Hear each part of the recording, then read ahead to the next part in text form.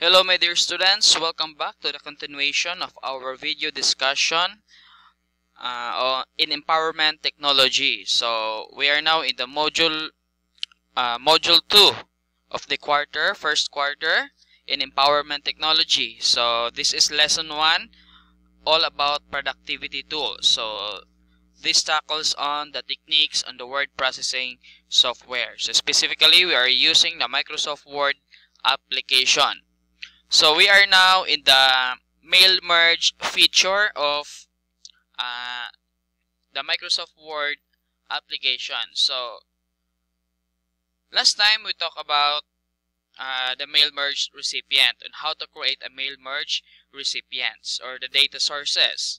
So if you haven't watched the video on the part 1, part 2, part 3, and part 4, so kindly click the links below in this video for your reference.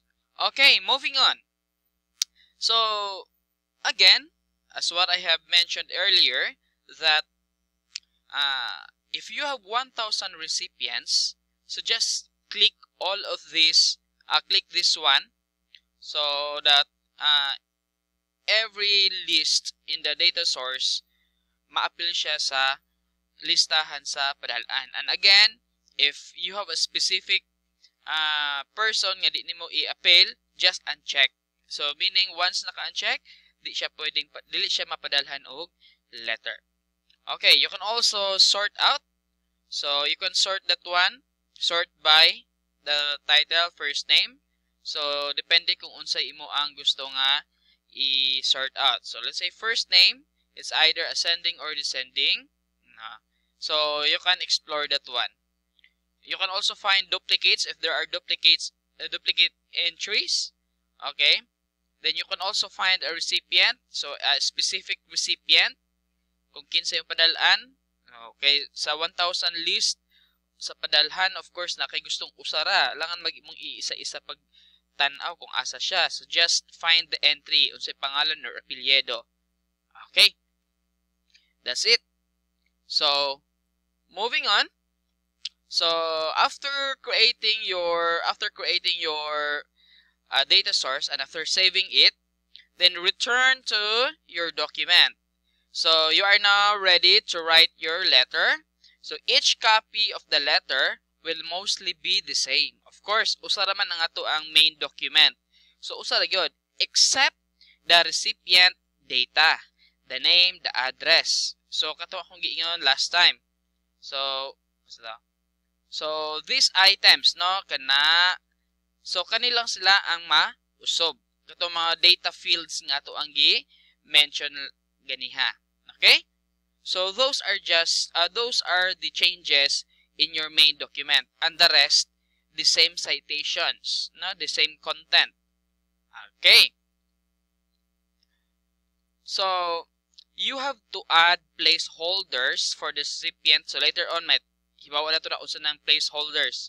You have to add placeholders for the recipient data. So mail merge identifies correctly where to add the data. Okay? Kunya ato na i-perform niya later on. So if you're using mail merge with an existing letter, make sure the file is open. Okay. So after this one, okay, balik ta sa itong mailings, no? So step by step ta. So, excuse me. So, we are now going to proceed to step 4. So, click next, write your letter. So, i-click na ito ng next. Then, click address block button. Okay, next ta. Okay. Magama daw ta og address block. So, click ta og address block. Unsa ng address block? So, nara. Unsa may format nga gusto nimong padalaan, no? Unsa may gusto nimong format nga ipadala. This is the default, no? Mr. Joshua, ang example niya Mr. Glenn Dingding. Or kompleto, nya wa ko yung middle name, so sorry na lang. Or the Randall family, the Dingding family. Or Josh and Cynthia. Oh, di siya pwede, no? Oh, mga taglain. Oh, Josh lang. Glenn. Pero ang proper in business invitation or any business letter, dapat na informality. So diri ta sa kanila Mr. Glenn Dingding. Kung pwede po og naay middle name, kani nya wala man tay middle name at sa atong gibuhat sa atong data source, so di siya mo reflect diri ang middle name. Okay, so it's on your preference. So click nato ng okay. Okay, ma-observe ninyo kung asa ko nag-highlight sa akong cursor na dinhi no? O naa diri. Oh, wait lang. So tangtangon nako na. So unsay ang giingon dire? A dialog box of insert address block appears. So choose the desired format, the address block, and click OK. So the placeholder of the address block will appear in the document. So sama to ganyan, no? Nangita ta og ato ang sample. Okay. Inani ang forma sa gitawag og address block. So say for example, daring area ha. O kaning area ha dinhi. Or let's say dire na.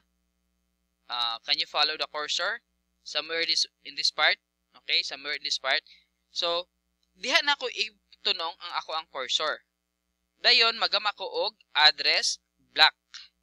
So both pasabot address block kinsa imo ang padal-an sa recipient. So both pasabot ang address block, the name and the address.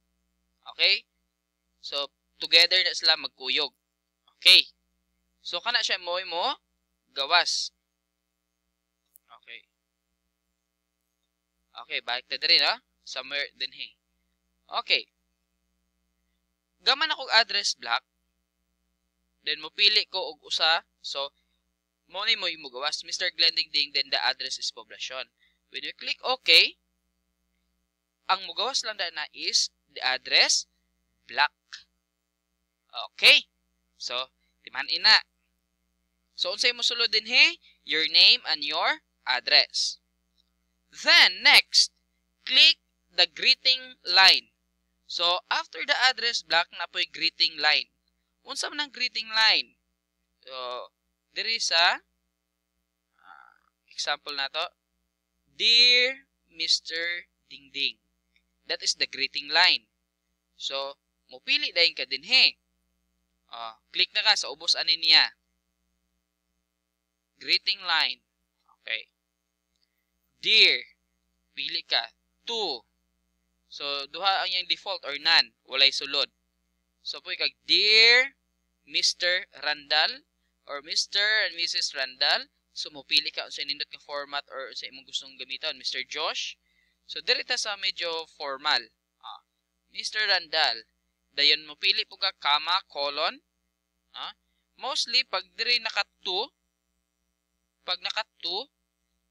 diri ang partner niya is colon.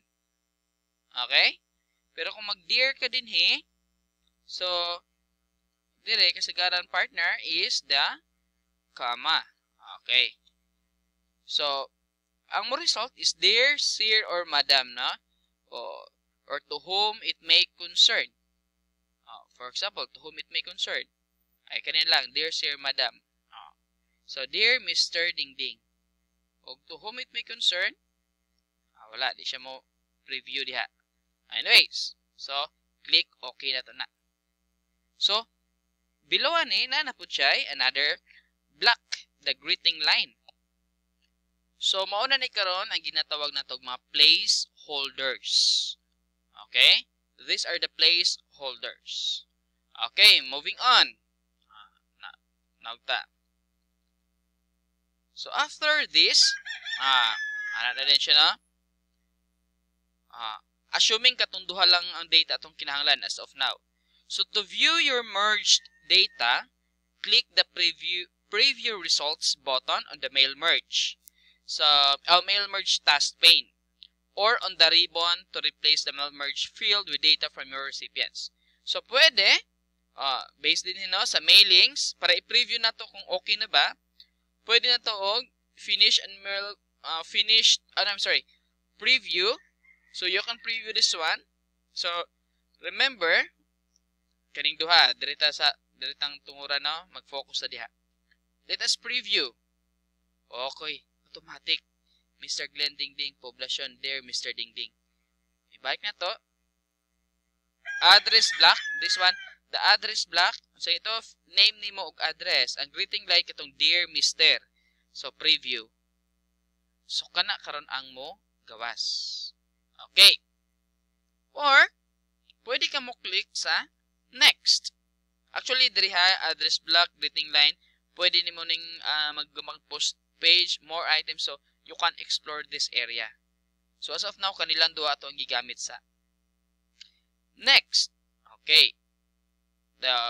So pag next na to, makita na to ang iyaang format.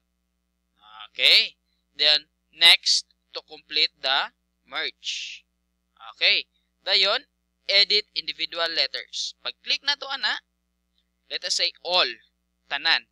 Diha na dahil na to makita ug unsay output. Oy. Actually daghan kay ni sila. Wait lang ha. Tanaw na to. Sa tong tungora.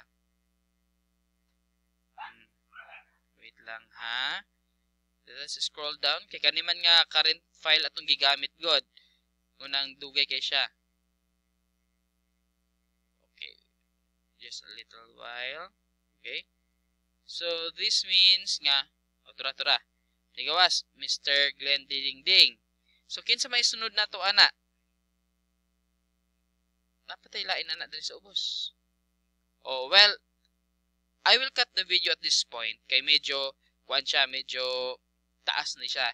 So in the next video I will demonstrate diri na gyud siya ato ang pinaka main kuan, mail merge sample.